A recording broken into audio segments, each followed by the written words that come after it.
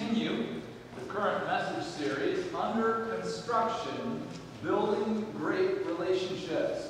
Last week we learned, or at least were reminded, that experiencing God's richest blessings in our relationships with others requires laying a solid foundation through our relationship with God. And when that relationship is strong and healthy and vibrant, it allows every other relationship in our lives to be stronger, healthier, and more vibrant.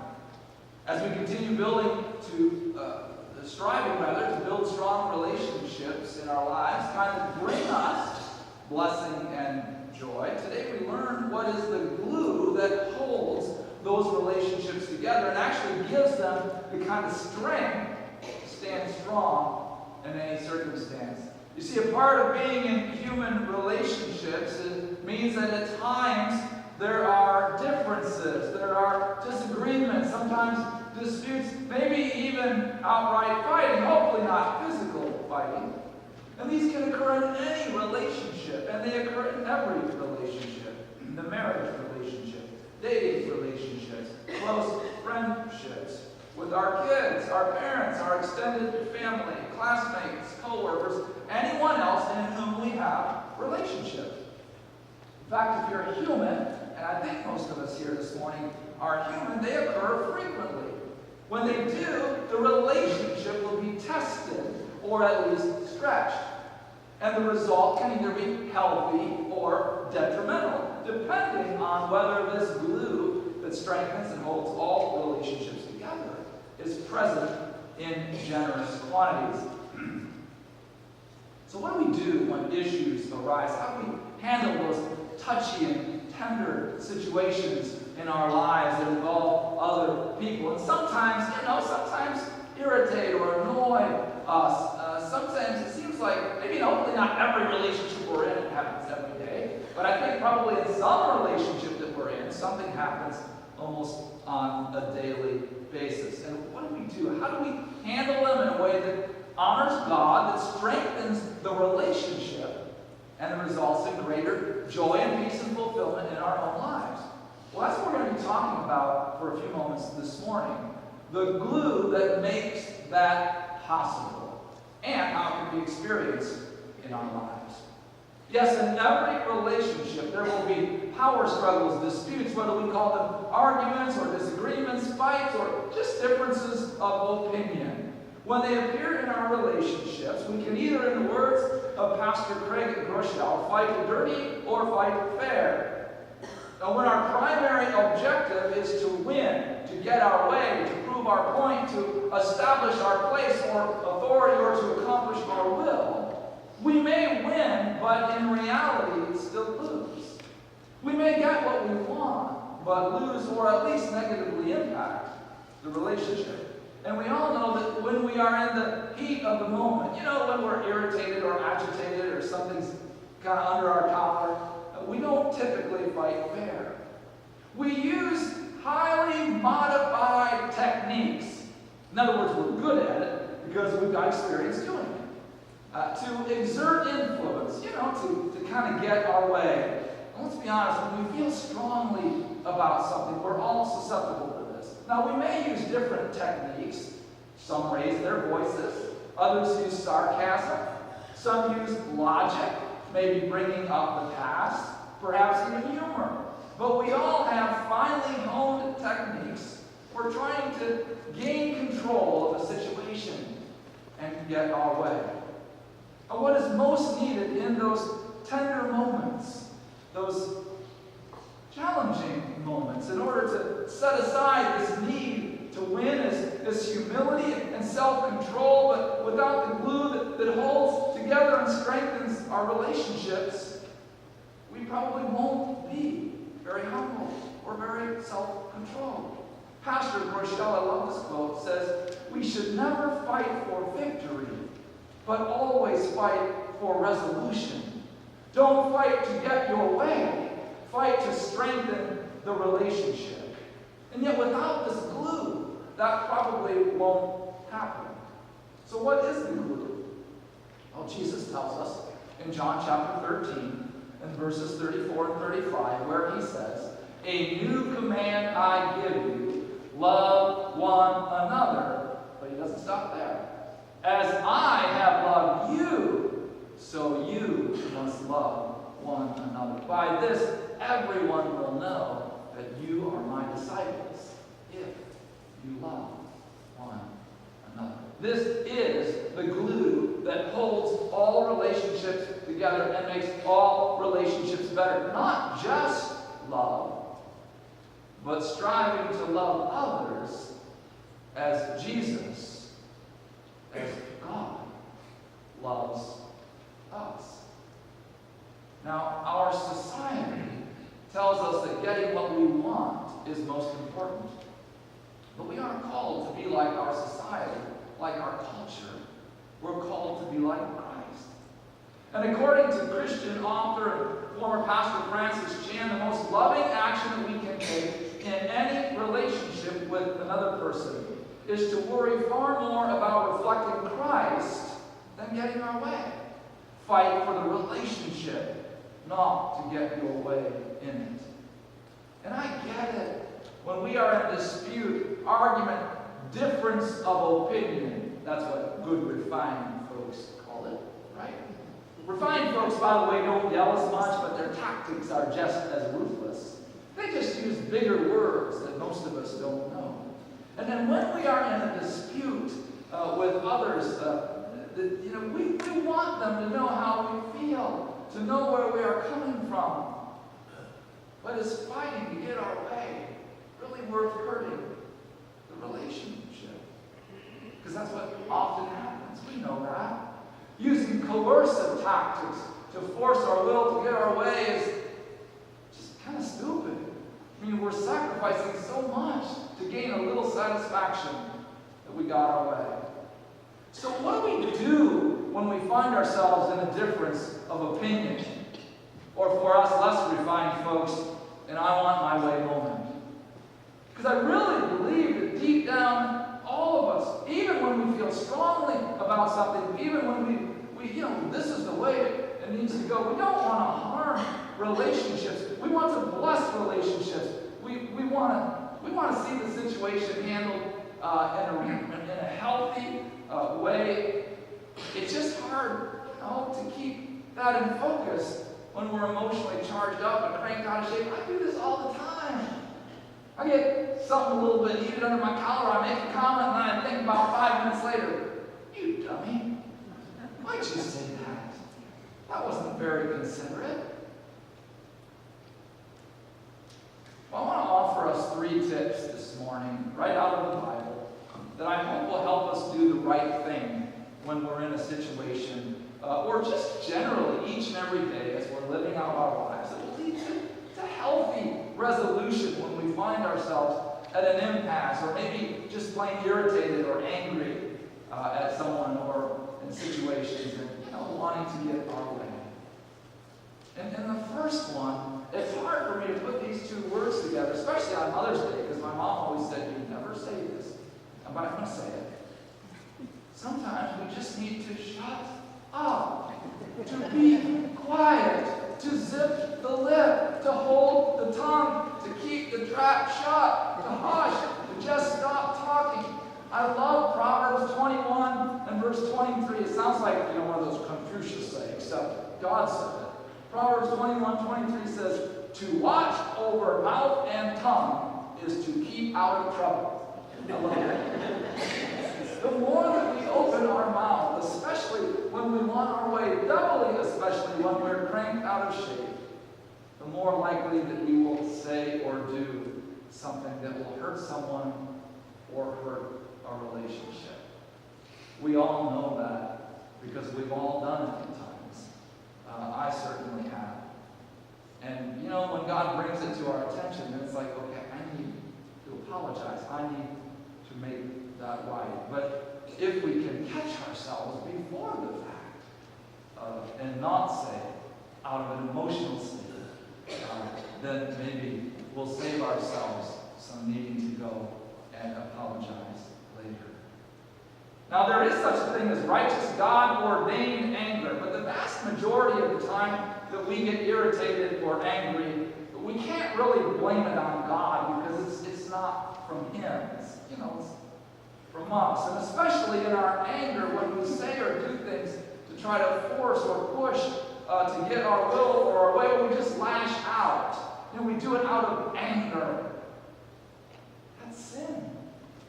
Plain and simple, according to the Bible. So the first thing that we need to do when we're fired up, sometimes it's just, I can't even hardly say these two words together. Shut up.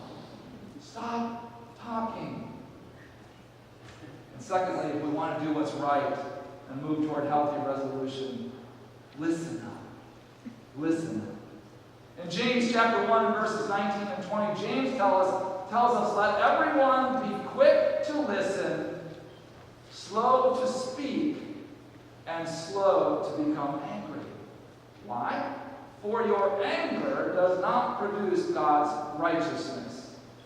Most of the time, when we get angry, it doesn't lead to us saying or doing things, right? We know this, I know this, that bring blessing and honor and pleasure.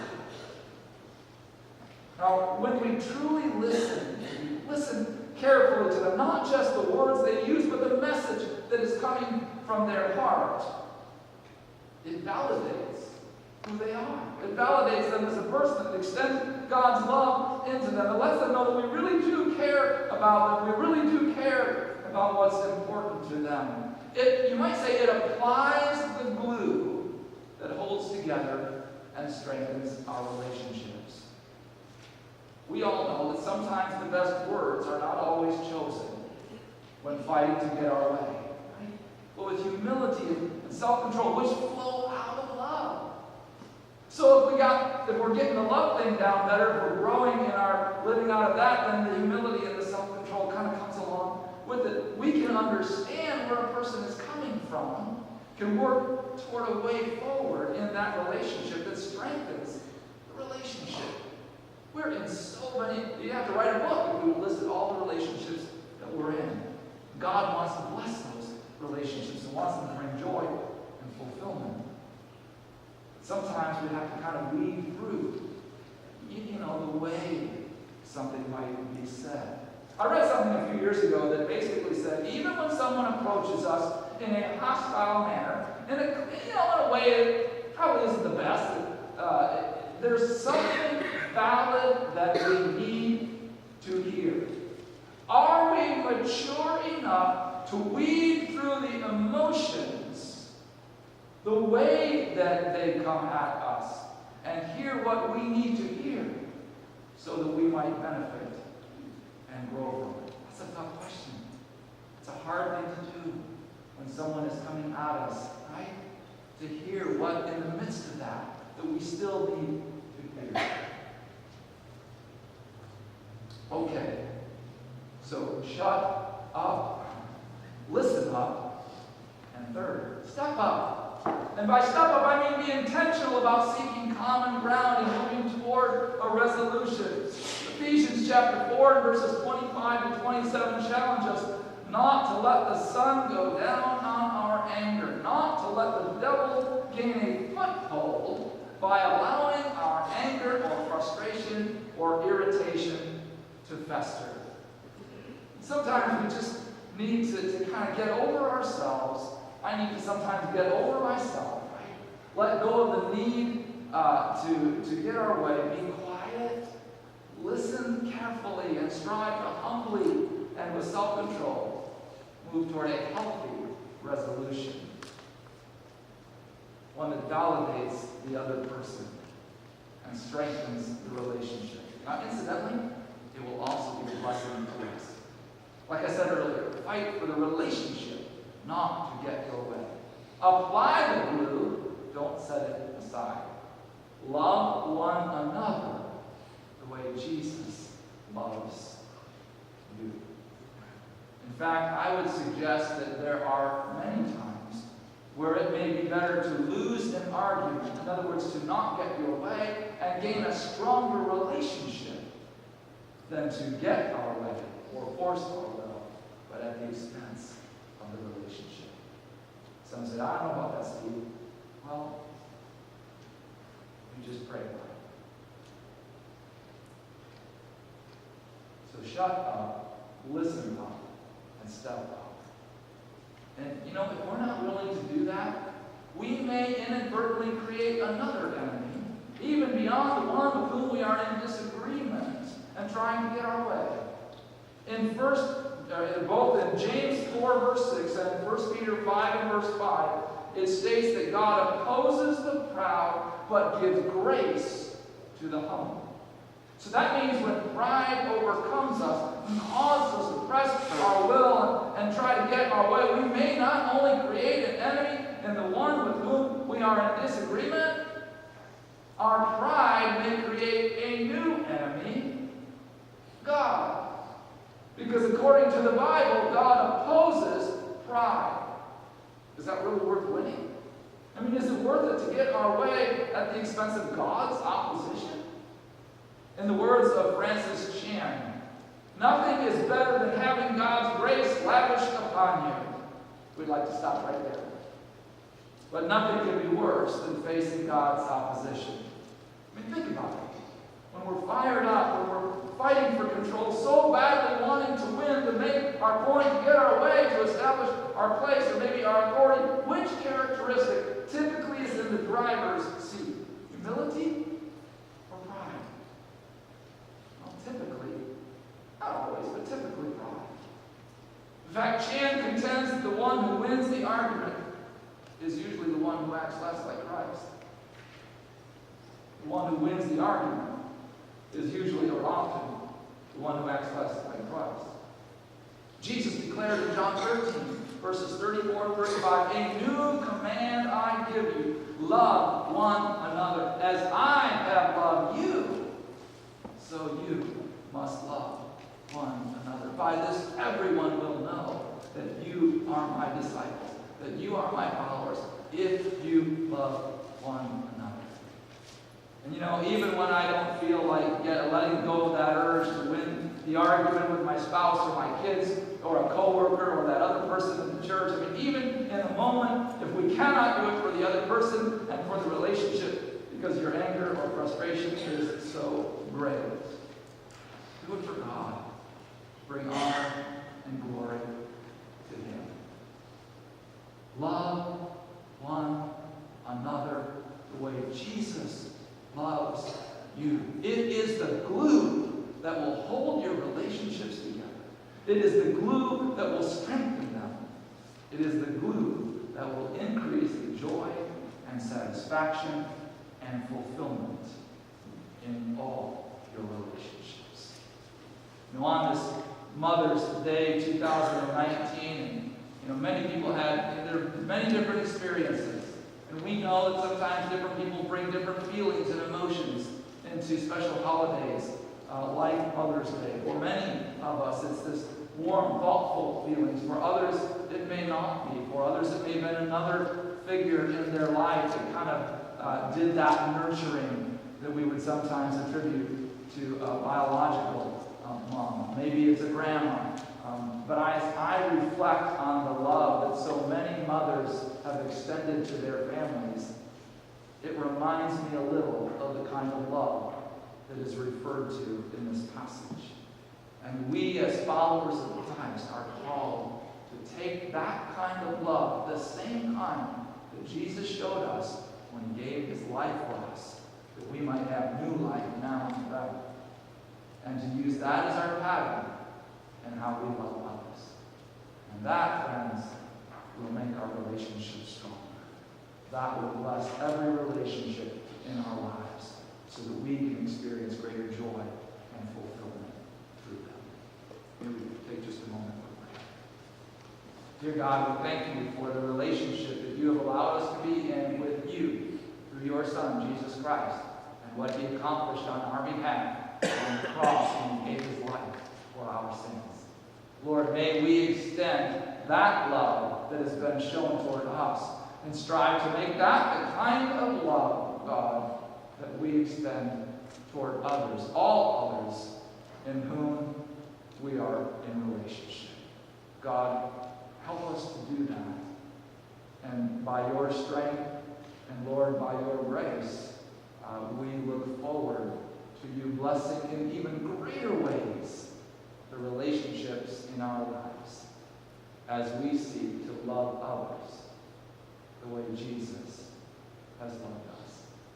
In Jesus' name, God, give us that ability.